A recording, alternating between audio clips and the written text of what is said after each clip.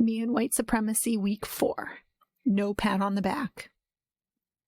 This is the fourth and final post in a series of four for now articles that focused on my reflections and lessons learned from working through the book and its companion journal, Me and White Supremacy by Layla F. Saad.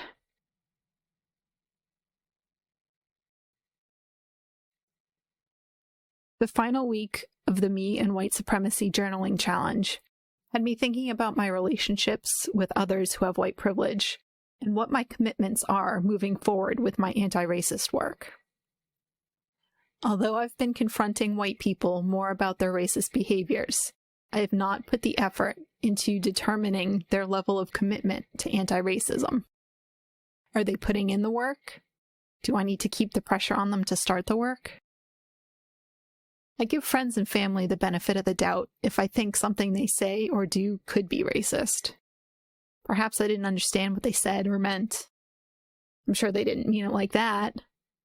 Maybe they didn't know what they were saying or doing. I sometimes forget that not every white person is doing this work. When I see someone doing something I've learned not to, I react in one of two ways, neither of which is helpful. One, I leave it at my internal outrage, which does nothing but increase my blood pressure.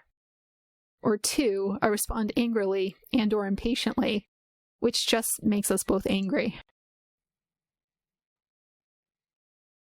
I need to be sure I'm informing them in a way that's helpful and inviting them to do this work with me. I've been holding on to some values that I thought were helpful. That Black issues aren't my business, that we should treat all folks as equals, that have actually not been helpful at all. I must learn to recognize when these values affect my behavior and adjust. For instance, there are some conversations where I have no right to speak, such as on the suffering Black folks experience because of white supremacy. But there are other times, such as when Black folks are being mistreated by white folks, I can speak up. And to treat a Black person, who is often in danger in predominantly white spaces, the same way I treat a white person, who is in no such danger, is to leave them vulnerable. Until all folks are equal, it's not useful to treat them equally. I must keep in mind as I go forward, people of color are people first. They inherently deserve the same love, respect, and opportunities white folks do.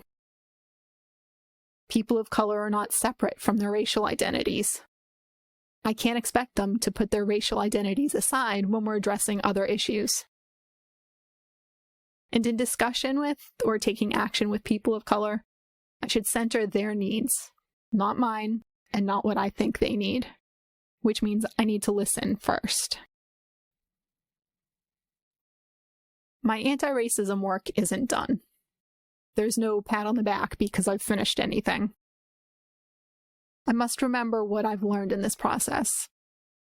I must be more thoughtful and proactive in my anti-racist work. And I must renew my commitment to this work regularly. Layla leaves us on a positive note. No matter who you are, you have the power to influence change in the world. Help change the world. Become a good ancestor.